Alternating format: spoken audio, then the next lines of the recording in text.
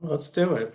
So it's always interesting talking to, I don't know how many people we have on the call here. I've got 15 pages and I can't see anybody. So just hello, I guess. Seems a 59 little, so far.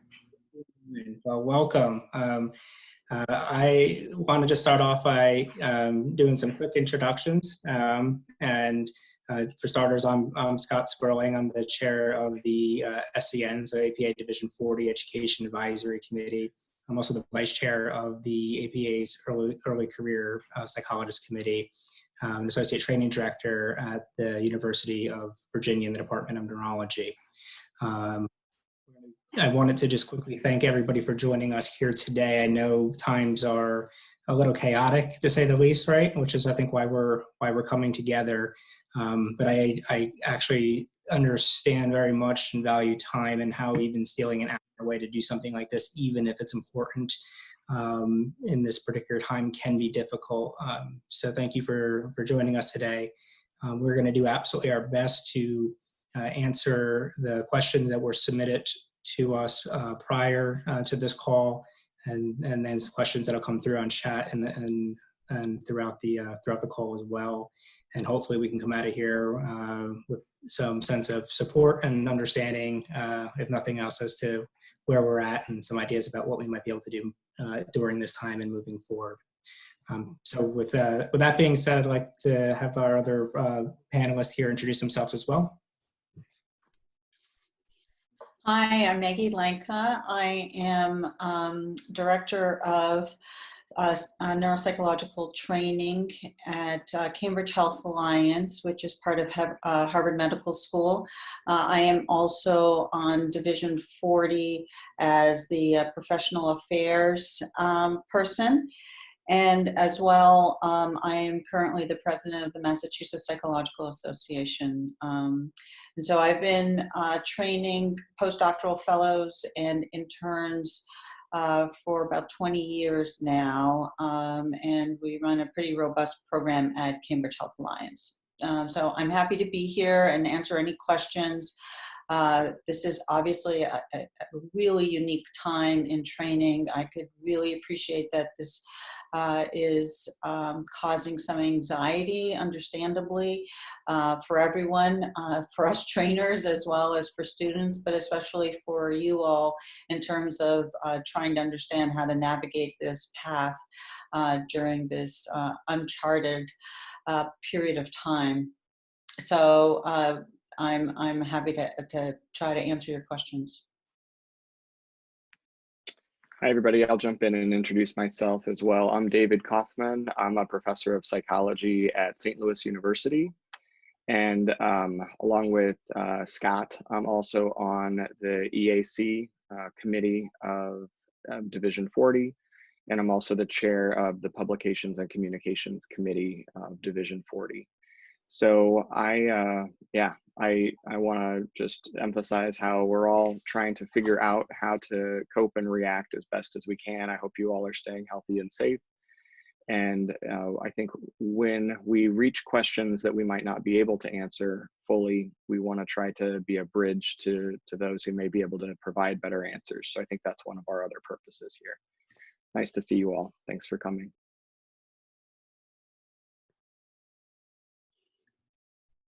Hi, everyone. I'm Emily Duggan. I'm the chair of ANST, and I'm a postdoctoral fellow at Johns Hopkins. I am here in the training boat with you and was in your shoes last year as being an intern, but not in your shoes in terms of, transitioning from internship into what comes next in the context of all of this. We've been working really hard to kind of hear your voices and hear your concerns. And I'm so glad that we've had so many people be able to join us today. And I want for us to just be able to jump in and start answering as many questions as possible. Like everyone has mentioned, we will try our best to kind of get through as many questions as we can. If there's more need to address other questions that we didn't get to, we'll kind of just take it as it comes. But overall, we're here to support you, and that's the message that we want you to first and foremost know. So I'm going to send it back over to Scott, and he's going to kind of lead us through the beginning here. Thank you, everybody. So let's just dive in here.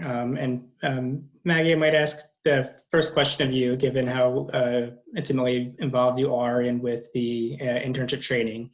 So we've had a few questions that are specifically asking how sites are practically handling the decreases in the direct contact hours. And part of that, I think, is also how sites are using teleservices to conduct assessments and thereby completing patient work and allowing further interns to get those hours.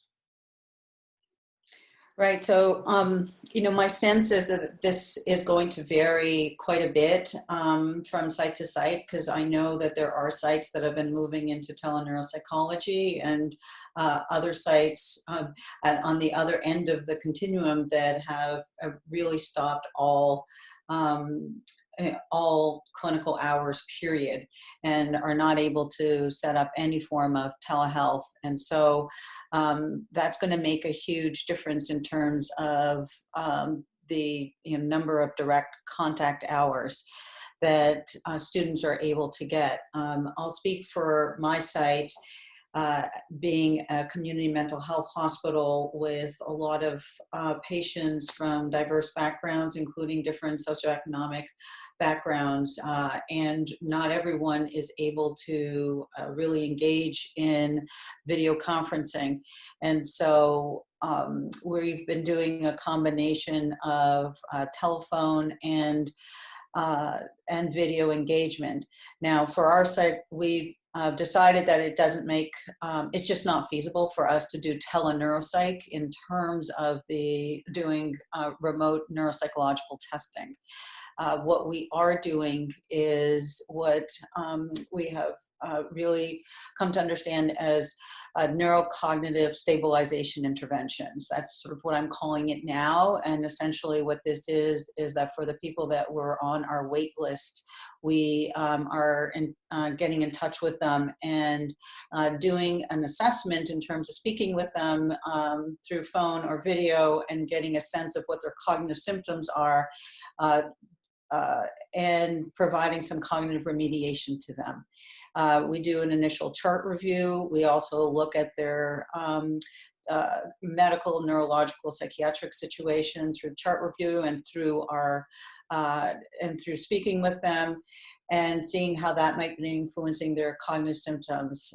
So sometimes, it's not being medically compliant or having sleep disorder, but not really having a good sense of how to engage with one's BPAP or CPAP. And so providing some guidance in that direction or providing some sleep recommendations. But ultimately, I think the greatest amount of what we're doing is providing cognitive remediation for our patients, and we're doing this as a series of two. Oh, geez, I'm sorry, I have something going on here. We see this as a series of 3 or 4 appointments for each patient, and we're telling them we cannot do neuropsych assessment right now, but what we can do is work with them to stabilize their symptoms until such time as we can see them in the office. And that's working out well, and it's giving our fellows and myself a chance to do some clinical work. We also have on deck that in our psychiatry department, we have really a huge increase in patients, in psychiatric patients. I mean, the rise of depression, anxiety, trauma, domestic violence is soaring through the roof with this crisis, and our wait list in the psychiatry department more than doubled in the past month, and we just don't have enough clinicians to do that. And so as of tomorrow, for example, we're having a specialist psychologist give CBT training to all the mental health clinicians on crisis stabilization, short-term work to stabilize patients through their mental health problems. And so our neuropsych fellows and interns are also on deck to possibly be asked to do that kind of work, which I think will be really additive to their clinical experience, even though it's really nothing that we all ever envisioned having to do. So that'll add to their clinical hours as well.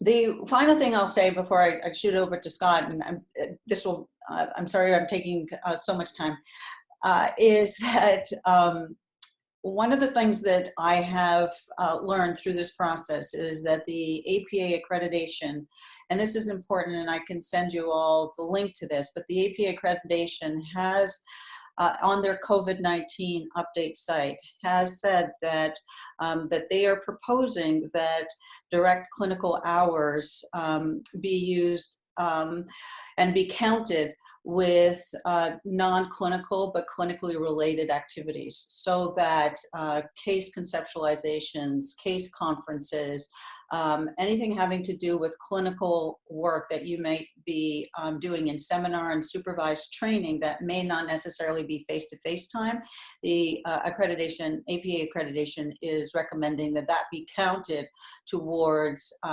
clinical hours. So there's a lot that yet needs to be sort of formalized because we're just really sort of on this end, but I really do believe that there is going to be a lot of accommodations that are going to be made for students to make sure that their continued training, even though is going to be counted towards clinical training, even though their actual face-to-face time may have decreased. Scott? Thank you for that. I mean, you said a lot there, and it's all really important. I hope folks are listening carefully and taking some notes here. I know that I am as well.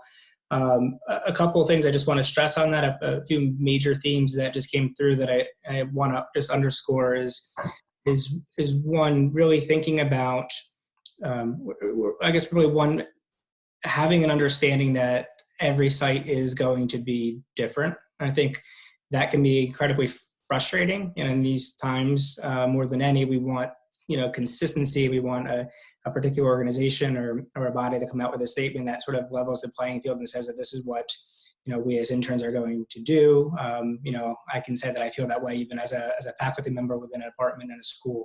But there's going to be a lot of variability by training sites. So I think that'll be a theme that you'll hear as well throughout this rest of the session.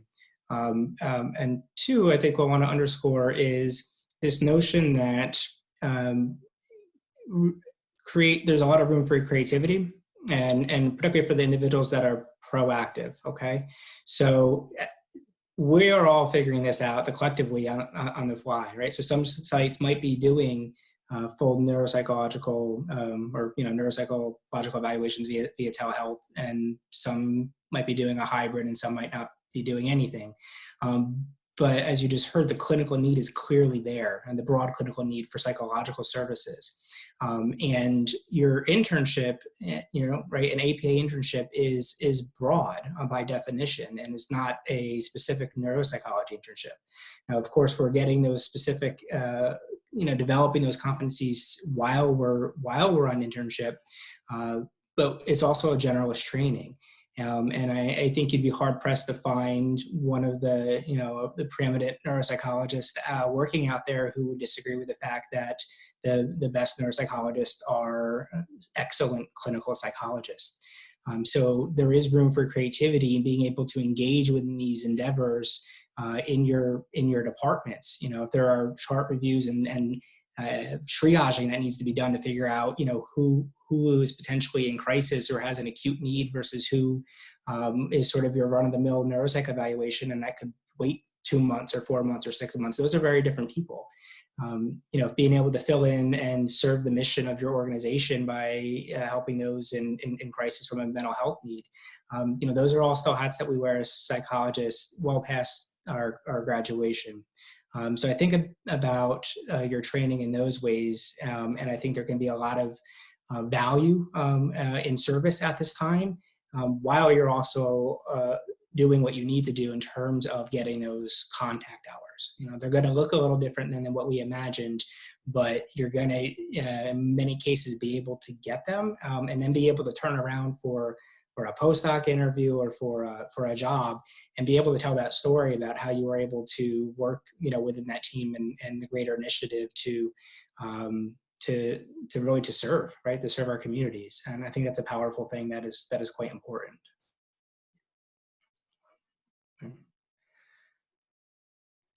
So I'm going to just kind of keep going forward here a little bit. One of the questions I have here reflects just a little bit about what I think I just started to get into, and it's essentially asking what should we be doing to from a proactive standpoint to complete internship and to complete internship on time. Okay, so I can start there and then turn it over to my colleagues here. But I think it's what we just said, right? So if we think about what it is to develop our competencies, our general competencies as psychologists, right? And then to be building those specialty-specific competencies. Fundamentally, we're talking about a knowledge base and skills base, right? You develop the knowledge and skills to be a competent psychologist and clinical neuropsychologist.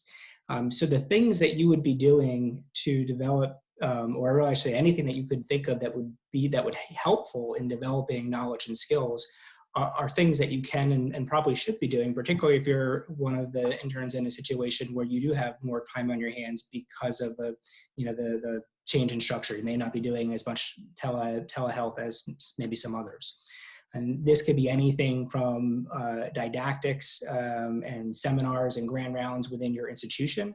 And I'd encourage you there to think broadly, right? So oftentimes we can kind of get in a fairly isolated mode where we go into work and we're with a couple colleagues, a few other peers or supervisors, and that's sort of our home base. But usually you're working in a much larger institution and there's a lot else going on. So if you're in neurology, you could likely join psychiatry rounds and vice versa, right?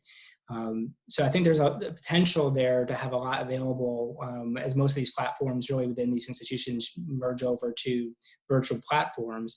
And then thinking also about just more broadly how you can improve or deepen your knowledge base just through the plethora of information and kind of really the free access information that's out there in terms of online didactic series and webinars.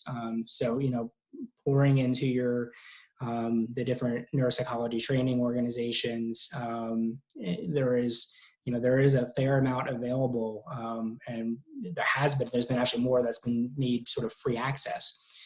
So from anything from, again, joining webinars to listening to pre-recorded webinars to reading. Let's not forget, how things used to be. We used to read to learn, right? So there's a lot that we can do in order to improve our competencies that would be supplemental to the sort of direct experiences that you're getting within your training program. And have other thoughts on that? I will just echo what you said and underscore the creativity piece of this. I would, if your training sites are limited in terms of the experiences, the alternative experiences that you can have if you're not doing as much face-to-face testing, I would explore, go on APA, see what other kinds of webinars that can happen. Talk to your training director and see if you can have reading groups, journal groups that you can form. That creativity is the name of the game, and essentially what I think your best strategy is, how do I fill up my hours to make sure that I continue to do full-time training. I'm not just at home with like half a day doing nothing and nothing to show for a full-time internship. So to the extent that you and your training director and your supervisors can brainstorm on alternative experiences for you, that is the solution that you should pursue.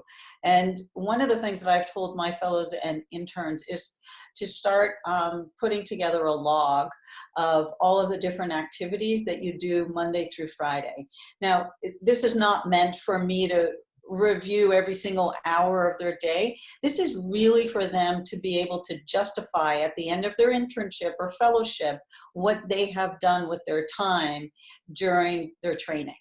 And if they can list out admin work, clinical face-to-face, group supervisions, all of the things that they did, and really show that they were engaged full-time, even though it turned, radically different from like one week to the next, as it did here in Massachusetts, but they were still engaged in a training program, that's going to bode really well for them. And I am sure that what you fill your time with from a didactic educational standpoint are going to be elements that are totally relevant to your training, and will be things that will be considered as acceptable in the end.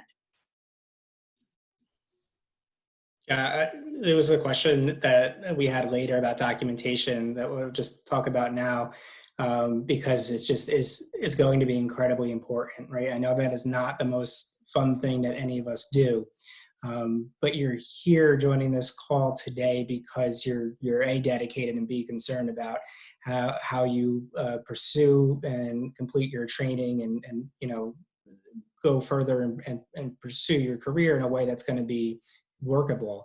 And documentation is one of the cornerstones, right? So when we think about not just filling in, those hours and having that discussion with your training director on internship, but you think about down the road, licensure, and we'll talk about that a little bit.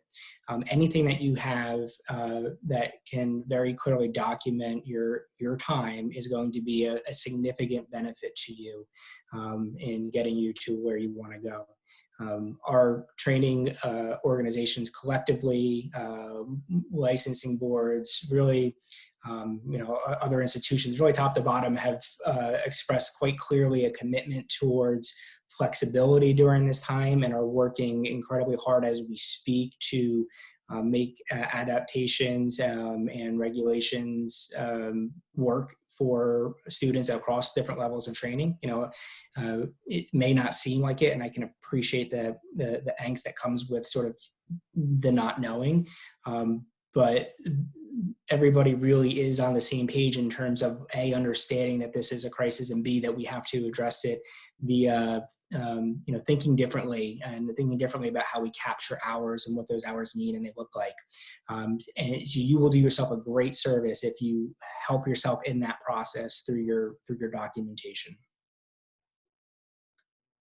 I think I would just also add to that of in terms of, if you're concerned about not completing internship on time, or you're concerned about some dearth in this, again, thinking creatively, but also communication, which has been kind of highlighted throughout what Dr. Lance and Dr. Sperling were saying, but also, your supervisors and your training directors really are trying to do everything that they can, and unfortunately they don't even have all the answers that they need yet. But because this is such an urgent situation that they're trying to adapt to, it's good to kind of bring things to their attention that they might be missing. Or if you're worried, don't wait until the last week of internship to raise something to their attention or ask them a question or suggest something with the hopes of maybe it will just kind of go under, because that won't be in your service in terms of kind of helping yourself through this process. So kind of being respectful and mindful about those things, of bringing it to their attention, but knowing that they need your eyes and ears. They need to hear from you of what we're missing, because we're all adapting to this simultaneously.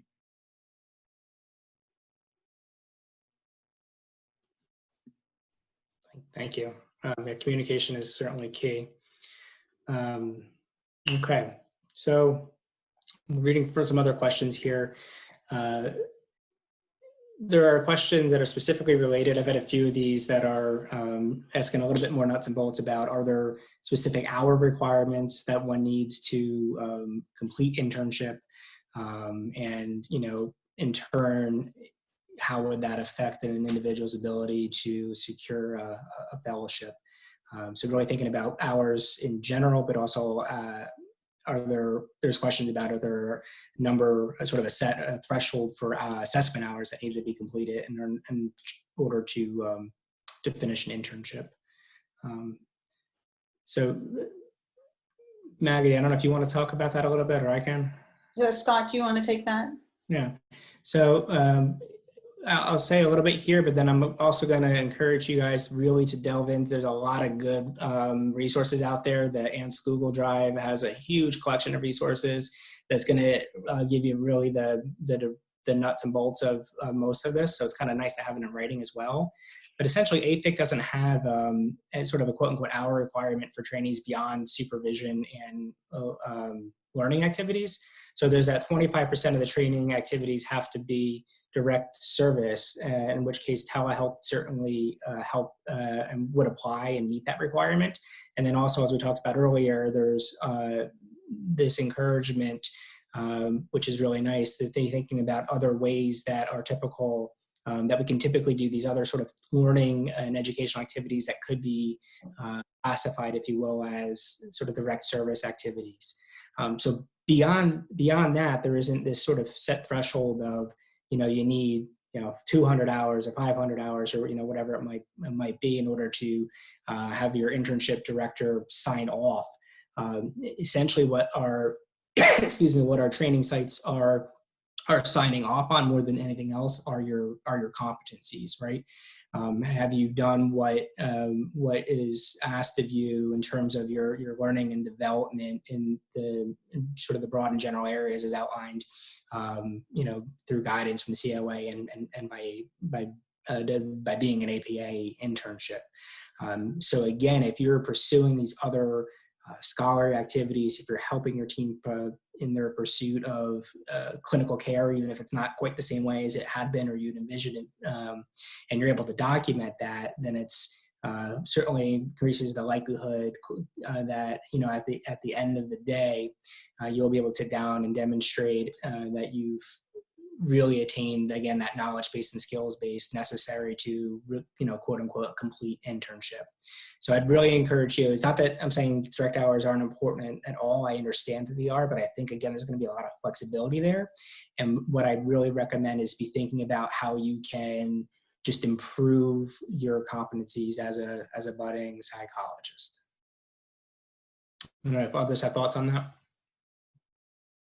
No, I don't have really much to add. I think that was perfect. I just want to underscore, just to make this as an extra voice to reassure people in terms of not worrying about hours as much as competencies, and doing what you can to get the training in the different areas of competency, even if it's not face-to-face. Again, there's a lot of ways to improve your competency in different skill areas without face-to-face work. So continuing your training and educational experience through other kinds of didactics are equally good, and you should just pursue those.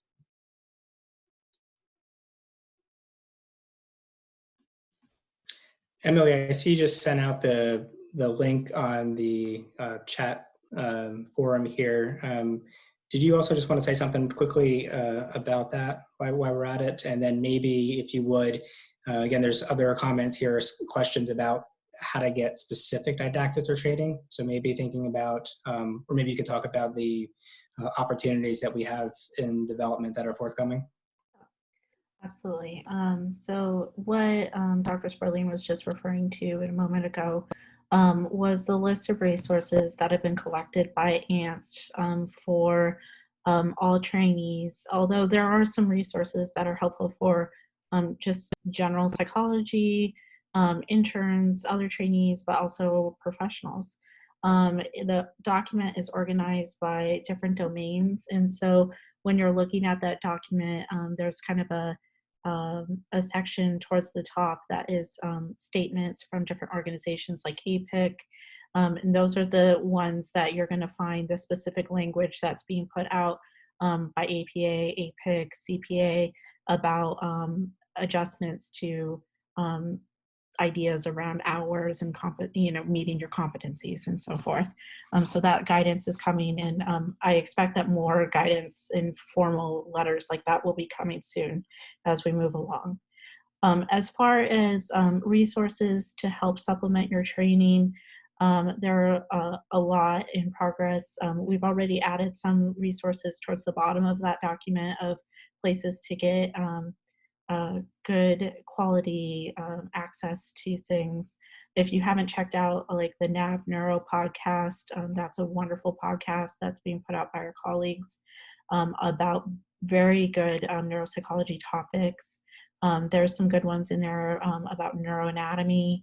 This is a wonderful time to increase your knowledge about neuroanatomy. If most of you are towards the end of internship and you're getting ready for fellowship, this is a great time to make sure that you're kind of ready for fellowship, because they're going to want you to be on top of that.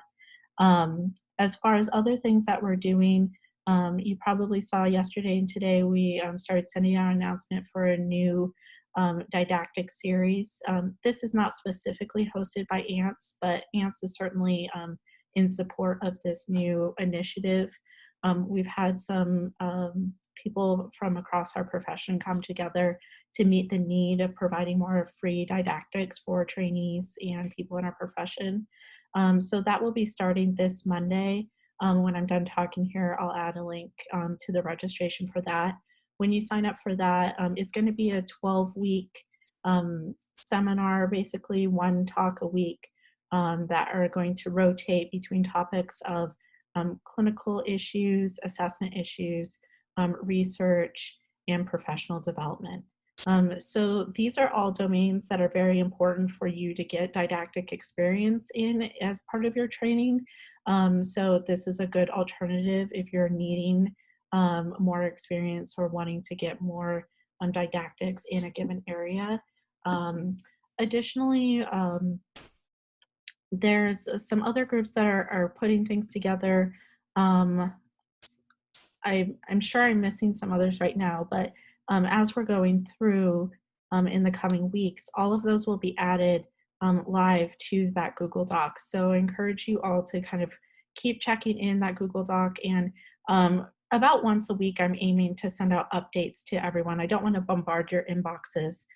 So I just kind of send a list of all the things that I've added, and you can kind of click the links to check them out. Scott, am I missing anything? No, that's excellent. I mean, bottom line, there's a lot out there. Emily, you've done a fantastic job of really, bringing all these different resources together almost in real time. So thank you for that. And I really do encourage you all to take a look at that if you haven't already. I did just remember one other thing that I might highlight. This is a slightly premature, but I wanted to raise your attention that we're aware that many of your research activities have also been suspended in the face of this. And so ANST is working right now on bringing together a list of resources of open access data sets that can be accessed through a simple user agreement, and individuals in our profession who have already collected data and who are willing to potentially share that data for your research projects. If you are somebody who is in need of support with research or had a project kind of derailed by this and are in need of that, be on the lookout, because we'll be sending an email soon to get information from people so that we can essentially match them with the resources that would be helpful for them.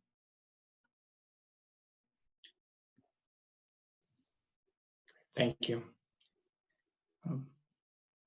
Okay, so other questions that we had here are, understandably getting into the impact of the situation on fellowship and really an individual's eligibility for, fellowship, or if they're going to be good enough to secure a fellowship.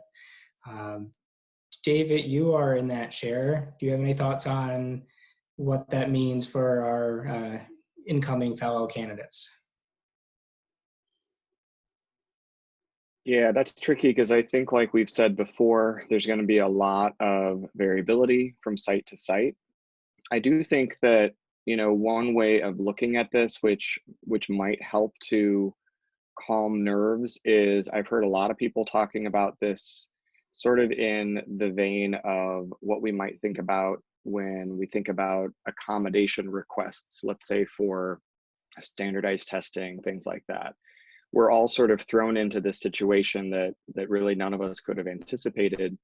And to a large extent, we're all needing and sort of requiring accommodation requests in some ways for everything from hours to rotations that may be cut short to all these other types of functions. And so I think recognizing, even though, again, some internship sites, some postdoc sites, some, you know, some settings are dealing with things differently, we're more or less all in the same boat together with this.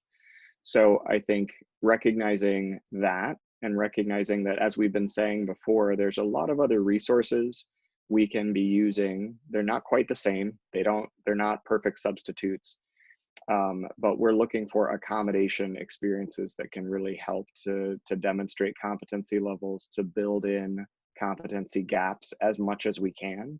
And we have to realize that even though there is no perfect substitute to the training we can get in the clinic, we can fill it in as best as we can, sort of with accommodation-like experiences. So I think, in addition to the wonderful resources ANST has compiled, the IOPC, and maybe I'll see if Maggie wants to say a word or two about that, but the IOPC has been really fantastic, putting together an advocacy team for not just reviewing what we know and reviewing the literature, but also moving us forward with a kind of collective wisdom as to what do we do from here with regard to teleneuropsychology.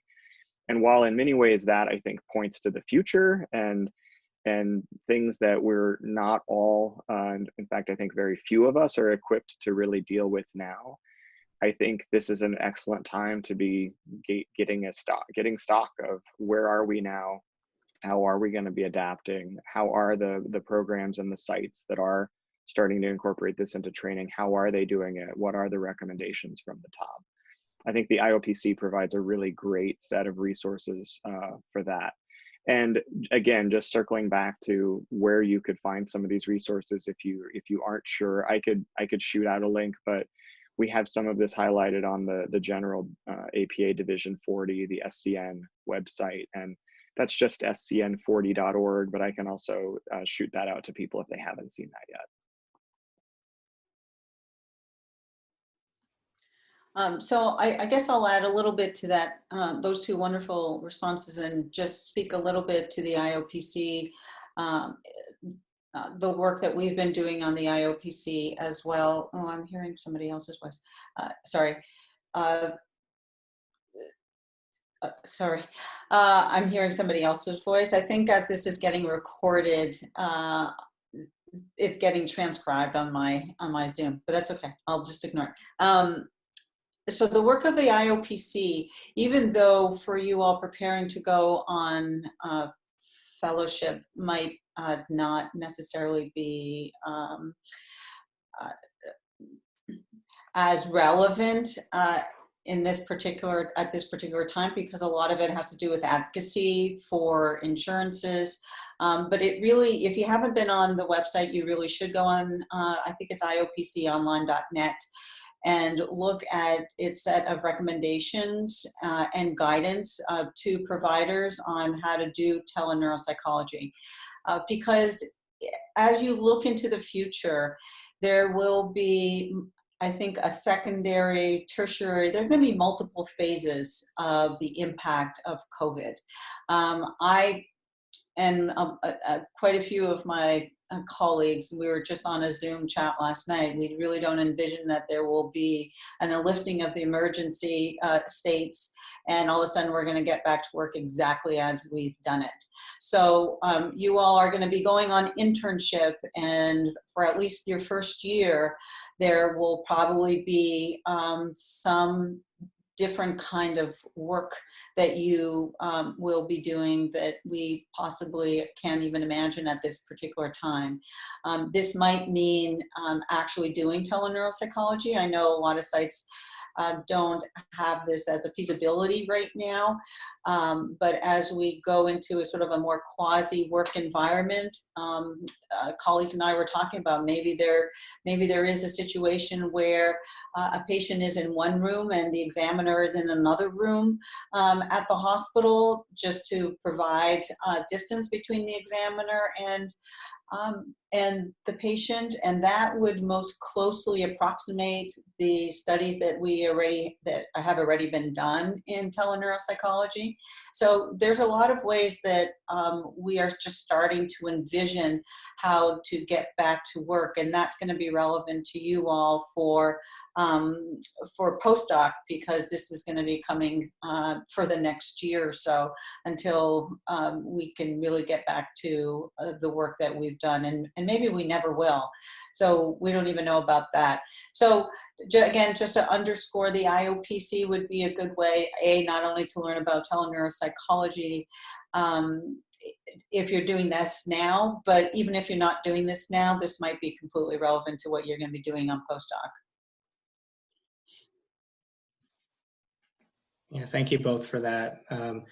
The only other thing that I'll add / just underscore, just because I know you guys as interns out there are coming at this from a different place, particularly in terms of power dynamics and not necessarily having the ability to institute particular neuropsychology trainings or programs or mechanisms at this site. What I want you to keep in mind, and David spoke to this though, is you're a cohort, right? You start internship pretty much around the same time, right? It's a year-long process for most folks.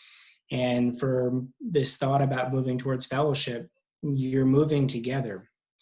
So when you have those applications that come out and you have those interviews, you're not sitting against other, hopefully we're not thinking about sitting against people in general, but you're not sitting with other individuals and fighting against individuals who were, COVID versus not COVID, if you will, right?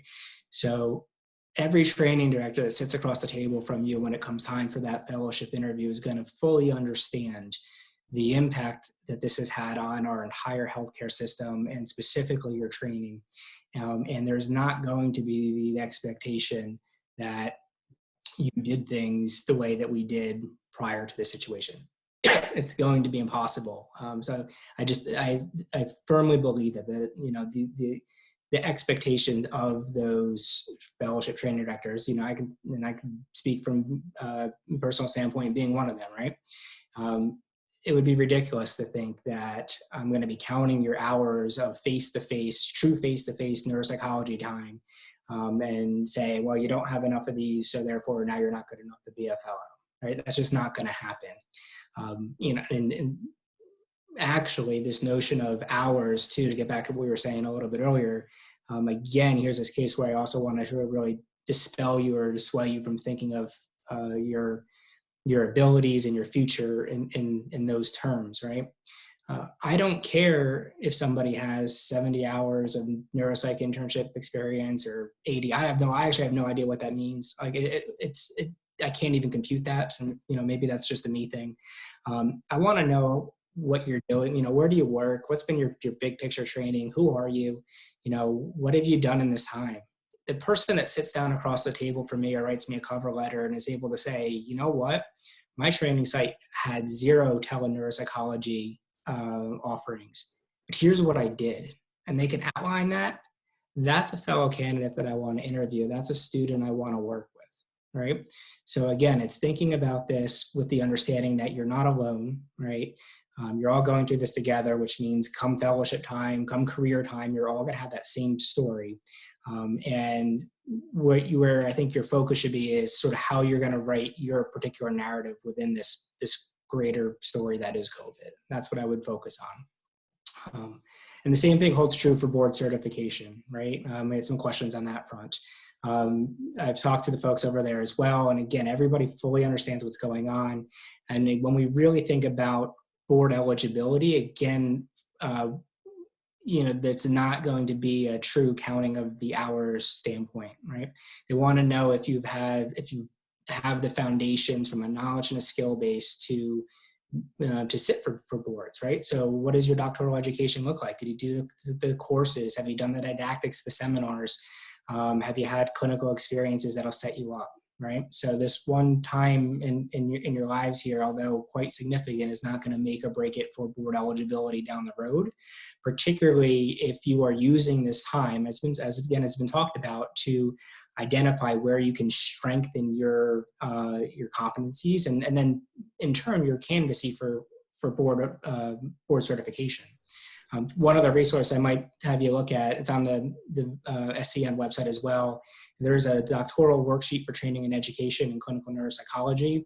And essentially this is something that you could use as a complete roadmap, starting, if you were starting from day one in graduate training, but right through fellowship, to say, here's what I've done, here are my areas of strengths and weaknesses and research and professional service and clinical experience. Where are my gaps, right? Do that. You can write that out. I really encourage you to do that with a mentor. And then you can begin to piece together a training plan for yourself during this time that is really specific to what your particular needs are.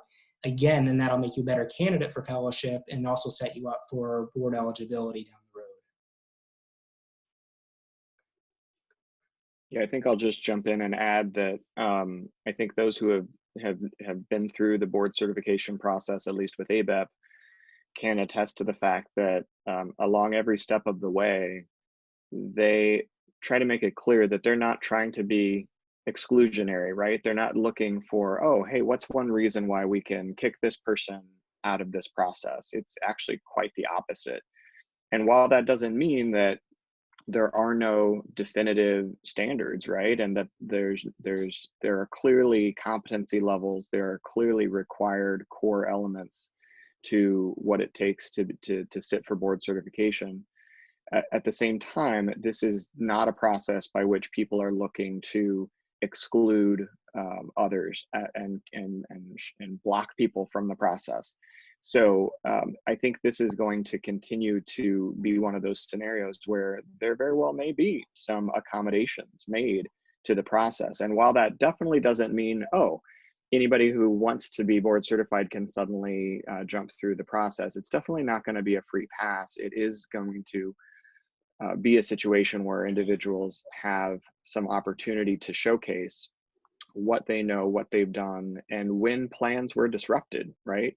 When rotations were cut short or hours weren't quite there. I think it's going to be pivotal to indicate, look, this is what my training plan was, right? And this was a deliberate training plan. This was set up because I wanted to get to a certain ending. I wanted to get to a certain output.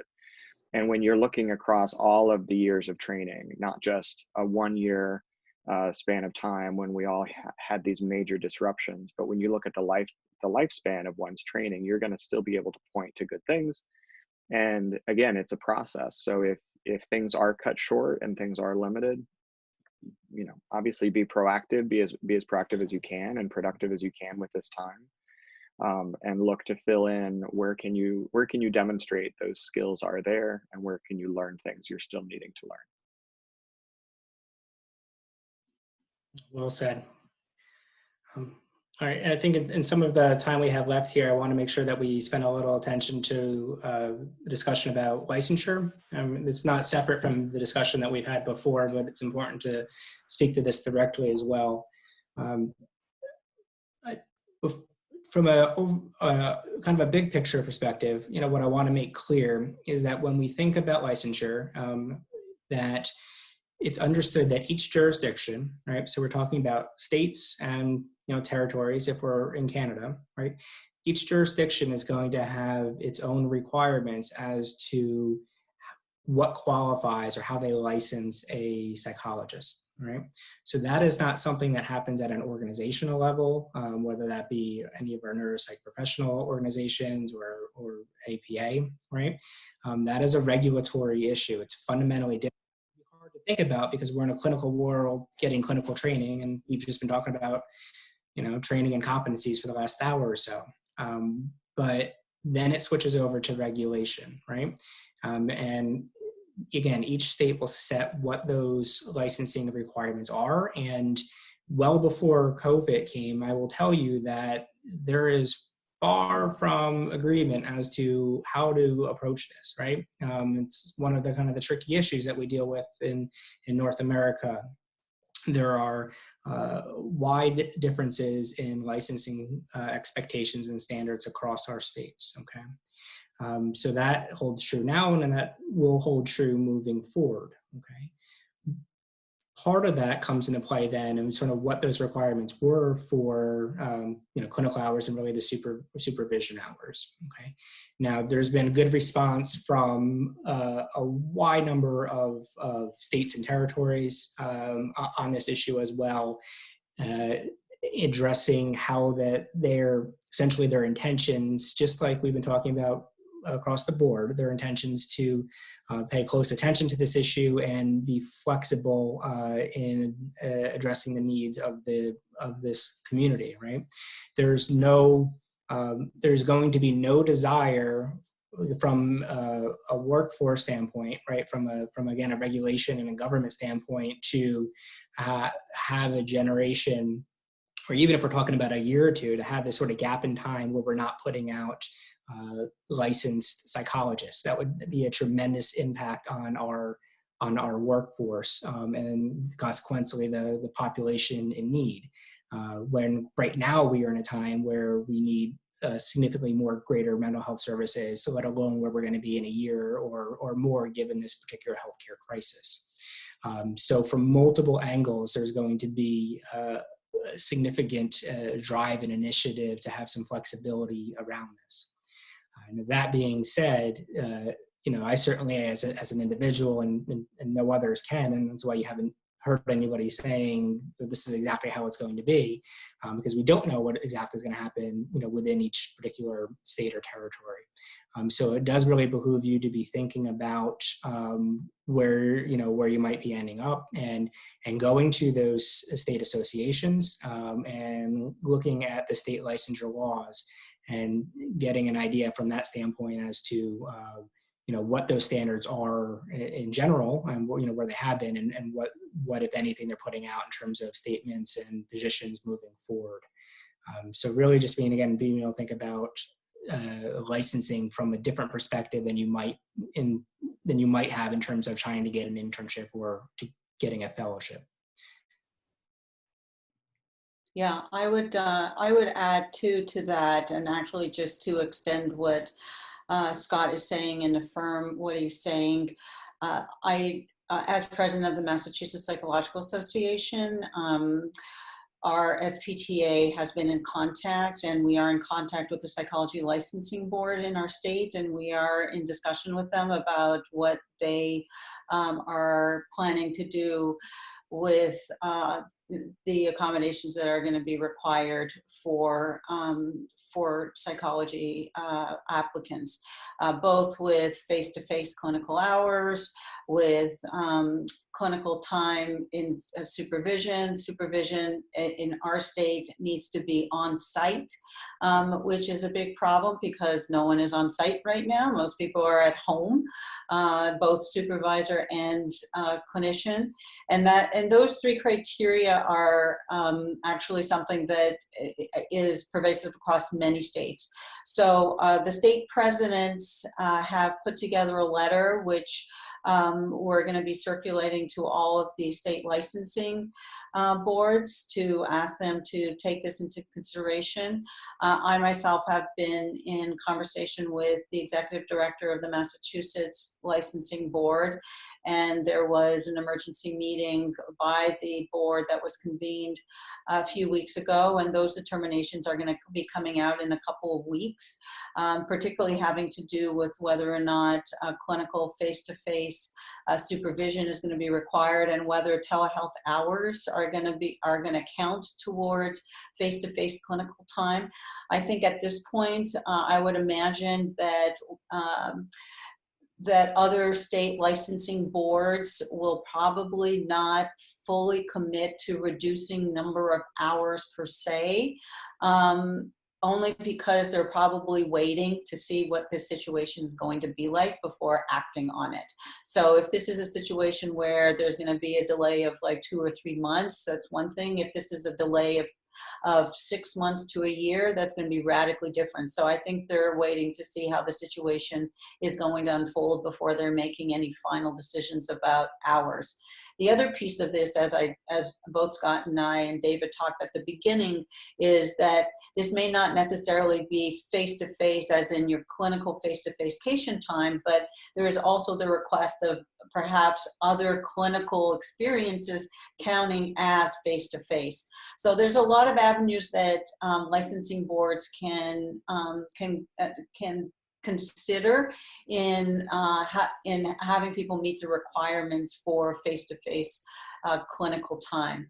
But just to let you all know that absolutely the licensing boards are looking at this point, that the SPTAs are in conversation with the licensing boards at this time, and things are getting worked out. So I think, again, the theme of today's meeting is that there's going to be a lot of changes in terms of accommodations that are going to be made for this COVID period of time. And really what you all need to just attend to as much as possible is just trying to maintain your training experiences. Just at the end here, I'll add that I just added the link to the ASPPB page where they have brought together all the different resources that they can find around licensure issues, and that they're updating, and they even have state by state, province by province, additional resources there. Once you are done with your internship and you become a fellow, I encourage you all to join the early career portion of the Division 40 SCN. On their listserv, they often circulate up-to-date issues about this. I attended the early career networking hour yesterday, and everyone was sharing their experiences of who is in process of licensure right now and how they're addressing this. So there are a lot of people there that will be supports for you moving forward. So please keep that in mind. Yeah, thank you for that. And I just want to add on to that too, another group, but if nothing else, right, this time I think should create some increased awareness of how important our professional service and membership is, right? So nobody loves paying dues, whether it's $5 or $100, but they're meaningful, right? So the resources that we've been discussing, the organizations that have come together and just an amazingly rapid pace to not just, again, pull these resources together, but the continued advocacy that's actually happening, sometimes sort of out of sight from folks. It is tremendous. And that doesn't happen by accident. That is us. That is your professional guild. So as you move through your training, and I would say starting now, if you are not a member of ANST, of Division 40, of APA, right? I would encourage you to join, all right? Because these issues impact all of us, and it is the only way that we can provide services, that we can help each other in times of need, or if we are there to do it, all right? So really thinking about the big picture APA in addition to, the Early Career Committee and SCN, all important. But, this is where the rubber really meets the road. I am realizing it's 6:03. I'm wondering if any of our panelists had thoughts that they wanted to share as we wrap up here this evening. I'll just say what I think everybody is thinking, whether we're in the trainee role or the supervisor role, that we just we just care so much about each other. We care about you. We want you to be taking good care of yourself as well. And that doesn't mean that we can all just take a nap for the next 2 to 5 months and wake up and everything, you know, will be good and fine. But we really do want to be striving to take care of each other. So I think I speak for your supervisors, right, and for your colleagues as well, that if there are things you think of, if there are things you need, don't hesitate to reach out. And also, if you have creative ideas, as we were talking earlier about how to make productive use of the time, I can't imagine a supervisor you know, turning those ideas down and not wanting to hear them. I think all of us are wanting to be and striving to be flexible, but we're also needing to be sensitive to each other's needs. So I'd say do what you can to be coping, right? And also do what you can to be, again, enhancing good communication so that people know how you're doing and know what your needs are.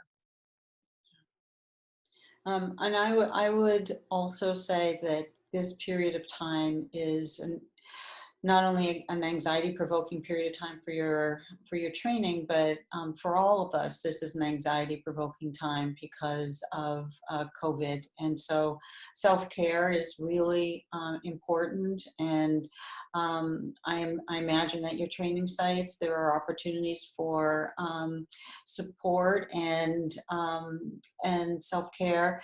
APA has a wonderful website that is completely dedicated to self-care and different options in terms of mindfulness and other avenues for you all to explore in terms of making sure that you take time for yourselves. I know this is particularly hard for trainees too, because oftentimes you're far away from home and from your home support system, and now you're thinking about going to fellowship, and that might even be a whole new different city. And so I particularly urge you all to not to minimize the importance of taking care of yourself during this period of time and getting through, and please feel free to lean on your trainers, lean on us as resource people as you move through your training.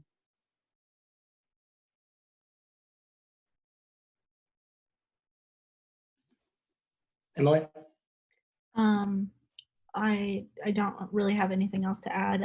I just want to thank Scott, David, and Maggie for taking your time to be here. The EAC and ANST for coming together to do this.